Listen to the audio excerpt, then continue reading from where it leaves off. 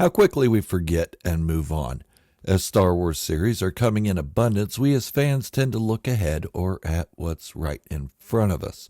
I've been guilty of this as well, and it's no fault of our own. The franchise is just growing faster than anyone had ever anticipated.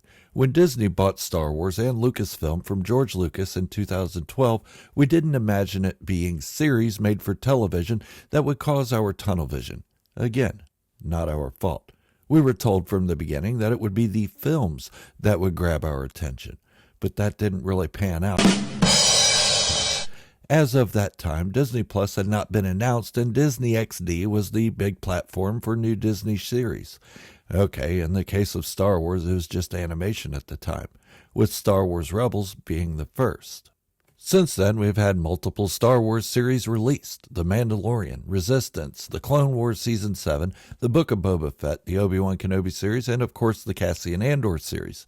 That isn't to mention the other animations, Tales of the Jedi, The Bad Batch, and Visions. There's been so much, but it seems that with every new release or announcement of a new series, we become focused on that, forgetting what had come just a couple of months or even years prior. That is why I've decided to do a series where I go back in time to discuss some of our favorite moments from past Star Wars projects and do an in-depth analysis of each episode like I've never done before.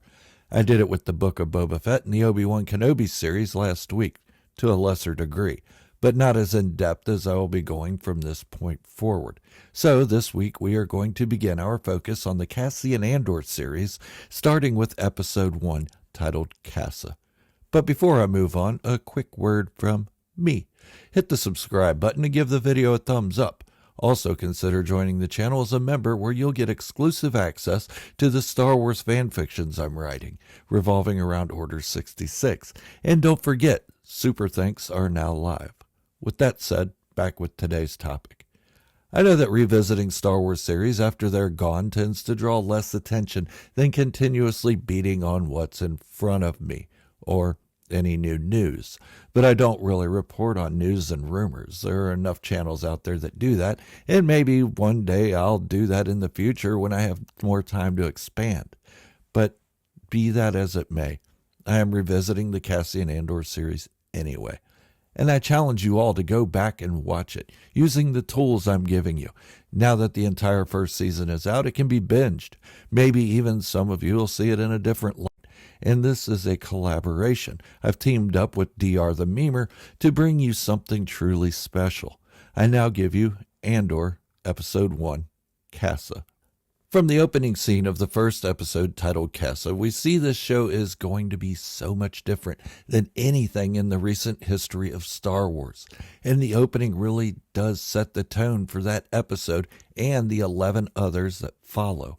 The opening of the series starts off dark, but it does something no other Star Wars project has. It uses BBY as a starting date for the timeline. If you didn't know, BBY stands for Before the Battle of Yavin, which is the ending battle of A New Hope. So the Cassian Andor series begins 5 years before A New Hope. In fact, unless you're a diehard Star Wars enthusiast, the timeline can seem really confusing. With Andor being 5 years before A New Hope, The Mandalorian set 5 years after Return of the Jedi, and The Force Awakens being 30 plus years following Return of the Jedi, it's hard to keep everything straight. But Andor did that. It gave us a time frame. Not just so we know what year we're looking at, but it also gives us a point of reference of what the Empire would look like during this time and the state of the Star Wars galaxy.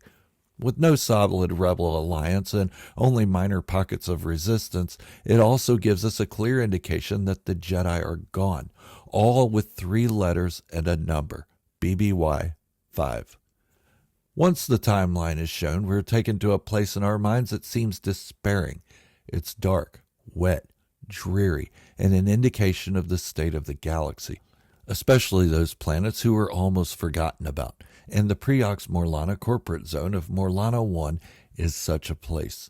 As a hooded Cassian Andor walks the long dock, we see the city in the background. With the clouds being thick and heavy, one would expect to see the city lights reflecting on them. But no, The lights of the city are even too dim to shine on the dark clouds which hover just above the cityscape. The pinnacles of the buildings narrowly missing the blackness. The dock holding Cassian is no different. Hundreds of lights line the walkway, yet there is barely enough light emitting to show safe passage or a hiding threat, and the threat is there, unseen at the moment. The threat reveals itself within the city's boundaries. It looms, it hides in plain sight. It's oppressive and suffocating. When Cassian Andor is introduced to a pair of Preox Morlana security thugs, we think, this can't be the danger we've been sensing it almost like a Jedi. But no, these two are nothing more than cronies, wannabe Imperials with delusions of grandeur, left on a planet to be forgotten, unworthy of the Imperial brand with their ill-fitting, cheaply made uniforms. Their job is merely to keep the corporate zone secure, not police it, and definitely not be in the leisure zone in uniform. But their pay is as meager as their titles and their lack of status within the Empire. But this time, they will try to shake down the wrong person, and it will cost them their lives. Once Cassian Andor has dispatched the thugs, we immediately understand why this series was made for him. In Rogue One, a Star Wars story with Cassian Andor, we were almost able to overlook his character. Sure, he seemed ruthless, but there was something about him that made us question why he was getting his own show. And in the first scene of the Andor series, we're shown immediately. Cassian is that danger we felt when we first saw the scene open. He is the dreary discomfort. As Cassian runs back to his ship, he carries the heavy darkness with him, just as he brought it. But as he messed up, he knows he let his better judgment flitter away once again. His only chance is to run and hide before his crime is discovered. We then travel to Ferrix, another forgotten planet under the reign of the Empire. It, too, is heavy with emotion. Although it is brighter than what we saw of Morlana 1, there is still a gloom. The light that is present is unable to fully penetrate the dark smoke and thick clouds. The fog hangs in the air, following every footstep Cassian Andor takes. There's no vegetation to be seen. Instead, the ground is covered in loose dirt that clings to anything brave enough to disturb it. But the darkness didn't always follow Cassian. In his youth, his home planet of Kenari was teeming with life, full of vibrant forests and covered in sunshine. The absence of any adult supervision doesn't weigh on the youths of Kenari because they have each other. There's no threat they can't take head on up to this point. But curiosity may change that. But for now, there is safety in their numbers, and survival has been learned and perfected. Now, Cassian Andor isn't that child surviving in the wilderness anymore. He's a man with consequences for his actions. Actions of his most recent endeavor on Morlana 1 may have caught up to him. With an angle to the camera, as Cassian is awakened by B2EMO, we feel something is off. The crooked camera angle tells us this is an unsettled man, a crooked camera angle for a crooked character. Not crooked in an evil sense, but twisted by the galaxy he lives in, contorted into something unfamiliar to those who care for him. As his friends are earning honest livings in repair shops or scrap yards, Cassian Andor chooses a life of chaos and instability, a life of petty theft, or worse.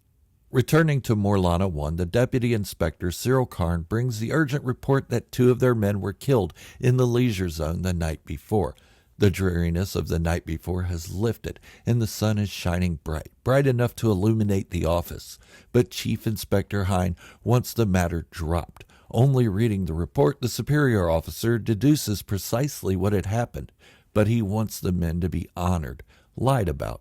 But this doesn't settle well with Deputy Inspector Cyril Karn. He wants the culprit found and brought to justice. Cyril decides to take the matter upon himself. He's met with an unenthusiastic response. Most Primor security agents don't want to get involved in a skirmish on Ferrix. As I've pointed out in the first episode of the Cassian Andor series, anytime Cassian is around, the climate is either dreary, cold, or both. It's darkest when he is committing a sin against himself. This shows that he carries a weight, the weight of a cold heart with a dark history. Even though his friends care for him, it's obvious that the feelings are not mutual, at least on the outside. In this point in time, at least. Even his droid is a sad shell of what he may have been at one time. Cassian Andor has no great ambition, just to lay low and hope his missteps don't catch up with him. In this episode, finding his sister seems to be of some importance, but he can't continue his search in the open by being a wanted man, and the blackness surrounding him almost guarantees he won't be successful. Maybe one day, when he learns how to be selfless, he'll figure it out. Cyril Karn, the deputy inspector of the Pre-War Security Force, is shown differently, longing for something more than what he's been given. He has his uniform tailored to him, both because he has a certain amount of style and he mimics the uniforms he sees the Imperial officers wearing. His cheaply made, ill-fitting uniform isn't complimentary of his style nor the lack of motivation the others have who wear the same uniform around him. Cyril Karn is ambitious, surrounded by light, showing that his intentions are well meant and that he just wants justice for a double murder. He is pure, although a little naive. He's ready to charge in, out in the open, and feels he should be respected for the title he carries.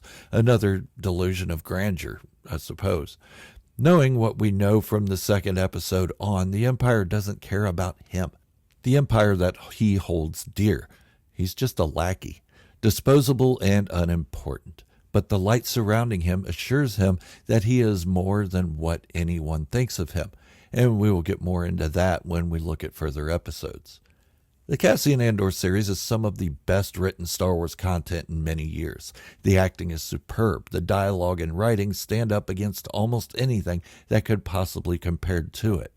There are no superpowered Jedi or ultra-evil Sith.